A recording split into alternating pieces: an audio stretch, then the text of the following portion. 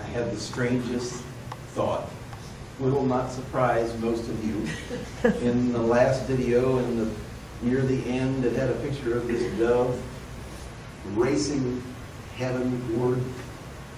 And all of a sudden, I had the vision of Jiim ascending into heaven like that dove, joyful and excited and free. We come together today to celebrate Jiim's life.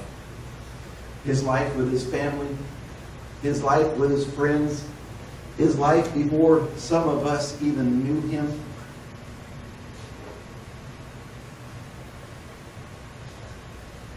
And I have to tell you just one quick thing.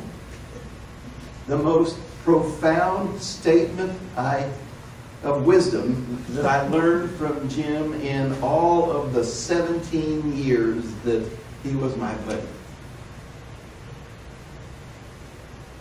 All bugs are not insects. All insects are not bugs. 17 years I knew Jiim, and that was one of the first things that he told me. That profound statement of wisdom, and for the most of that 17 years, I never remembered why. So knowing that I was going to make that statement in Jiim's stead, I looked it up. This week I studied it hard. It was really only profound, though, when the teacher purported wisdom upon those of us who surrounded him. Now, I could go into an explanation of why that statement is true, and who cares? It was Jiim's wisdom that he shared with us. When you think of the things that happened as your friendship with James Davis grew, I believe that you would understand and you would say to me that Jiim was a multifaceted person of so many different gifts and talents that it was more like the facets of a diamond. Most of those facets gleamed with wonder. Jiim was my buddy. But Jiim, to become my buddy, was actually a sidebar relationship because of Ruth's position in that downtown church as the music director, the choir leader. That's how I met Jiim. And we became close almost immediately. He loved so many different things. He was wise beyond his years. And almost always those different facets of wonder and interest and almost an entertaining kind of life were opportunities of fellowship and constructive bettering of the kingdom of God. He just didn't tell it to you that way. He would encourage us all to shore up the foundation through in-reaching, if you will, and outreaching activities that would make each of us better men and better women. This may or not surprise you based on how the depth of your relationship, but Jiim would stay up night after night, wide awake, conjuring up fundraisers and men's work projects to help others, because he wanted the community at large to see us as our Christian selves, as we focus every bit of who we were towards helping others over self. Because without a doubt in my heart, in my mind, I know that Jiim desired to grow the kingdom from the grassroots up through men's and women's groups, usually around some kind of a meal or some kind of a craft. I brought in my last treasure. Candy and I were given the birdhouse that's on the little stand in the back. It was designed and built by Jiim because, you know, he loved the craft, he loved the woodworking, he loved birdhouses, he loved birds, he loves all of nature. But most of all, the Jiim I knew was about sports. All sports. Partly because of his teaching and his coaching days. And his alma mater made him an avid, here we go again. There's several schools there, right? One's Michigan something and something, Michigan State. And he never went to Michigan. Wasn't he a Wolverine? No. No, he was favorite schools. His favorite school was Michigan. Michigan. He never went to Michigan. But he was an avid fan. Yes. An avid fan. And I'm glad that football season comes in the cooler part of the year. You know why? Because Jiim would come decked out in sweatpants and shirts and jackets and stocking caps and oh my goodness. If it had been in summer, he'd have wilted away. I had a chance to spend some time with Ruth and Don and Tony as we got our heads together and our hearts together and put our thoughts together for today. And the one thing that I heard from Don is many sons would proclaim is this image of his dad revolved around a kind of a hero figure that was an icon of respect for him. And as many of us at the time as now, we would find ourselves saying, if we just had a little more dad time, I think every one of us would like to have found a way to have a little more dad time, a little quality time that we missed, that we wanted so desperately.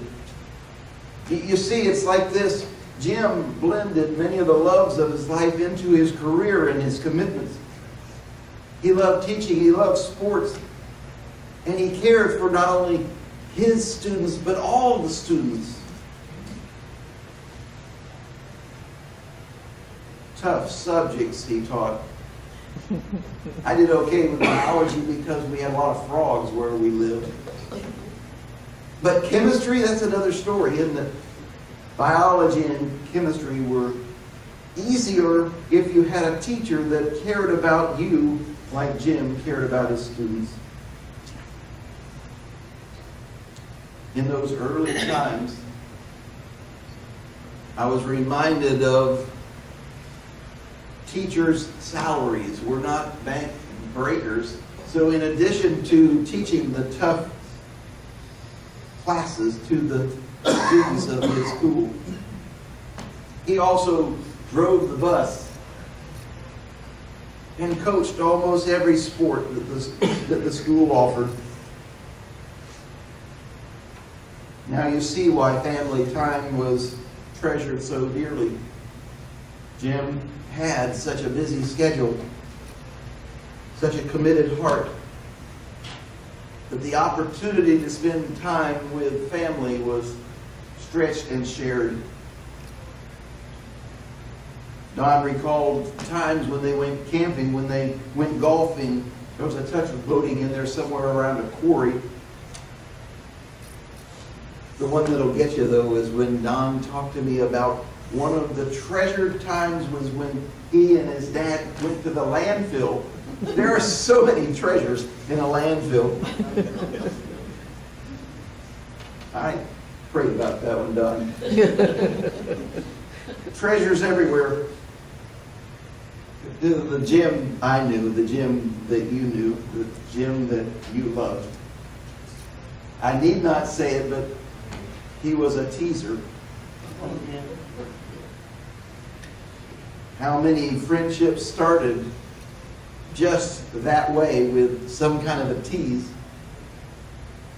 They started that way, but that, I believe, is what made them last so long and so well. And when you think of Jiim, I know you can think of a time that he made you laugh. And Ruth will attest to Jim's commitment to relationships. They all start as friendships, but the kind of friendships that endure the test of time. Many of you know that we have several in our faith family that are in the hospitals. Candy and I had the opportunity to go visit with Dick Travers yesterday, and I reminded him that that this event was going to happen today, and that we would miss him, but we were sure that he couldn't make it. And he said to me, he says, you know, Jiim was one of the very first people I met when we walked in the door of Turning Point, and he kind of just rushed over and he says, hello, newbie. He says, I'm Jiim Davis. And Dick looked at him, and those of you that know Dick, he's quite a kidder himself, and Dick said, well, Jimmy, it's nice to meet you. And if there's one thing that Jiim didn't care for, was the nickname Jimmy. And so he looks Dick in the eyes, just straight like burning hot coals. That's James Davis. Dickie.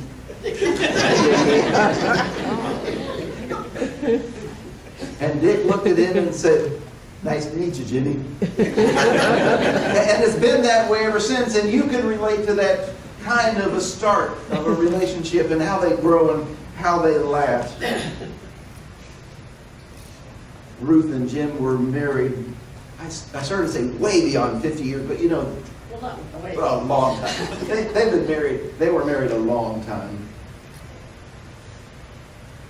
And she might describe to you who Jiim was, maybe in a little more formal way. Father of 2 boys, Don and Mike. Grandfather of 3. Don and Tony's children, Ashley and Sean. Mike's son, Bryce.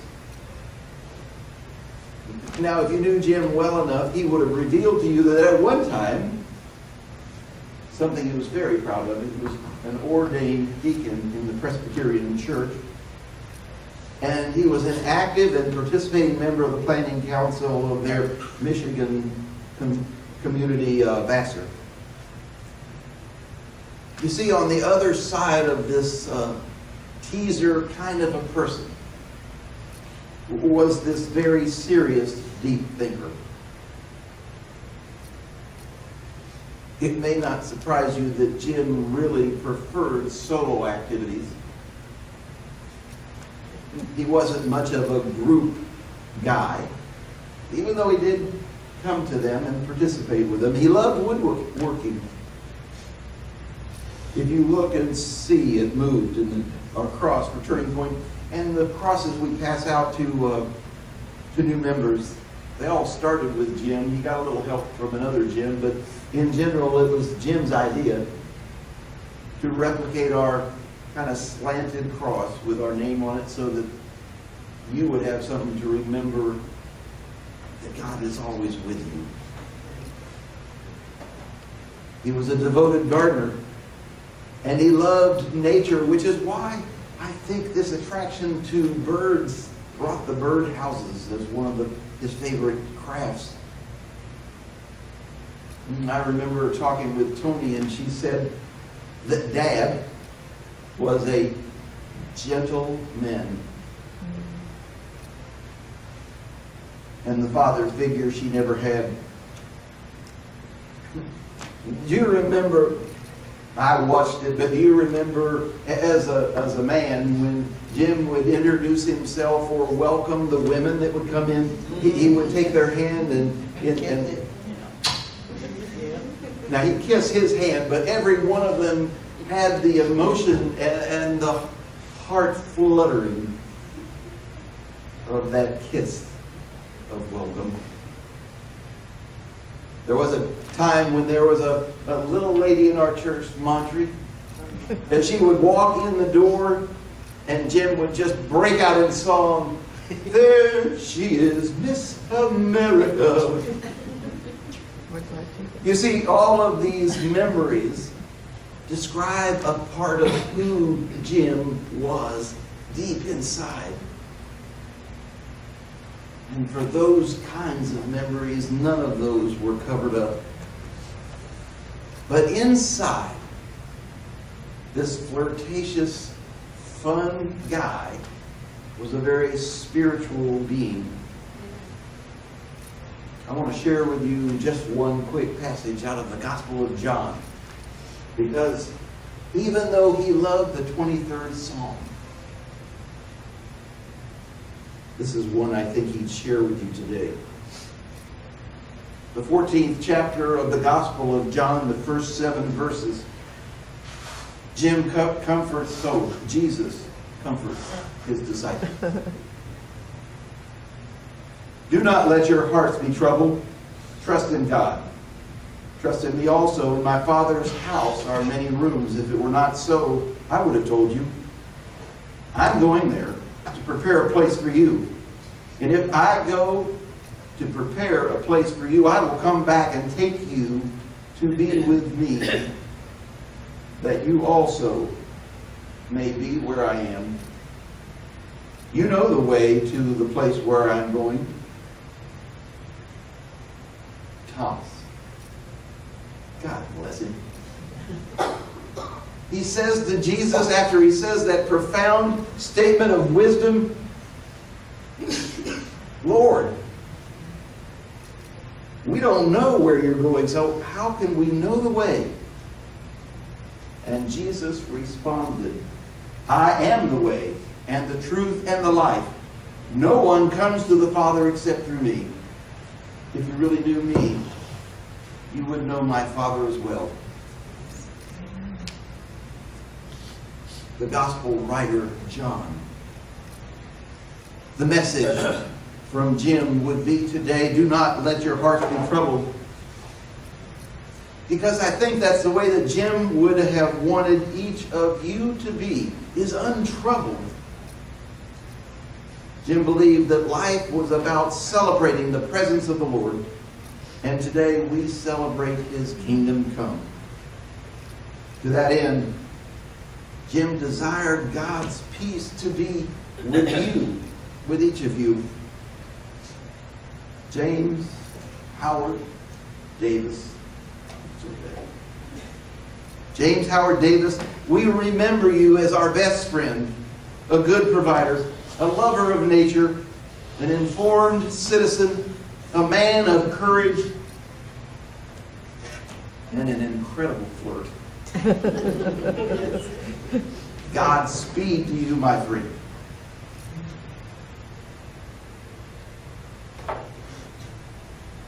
For a life well done. Gone but never forgotten.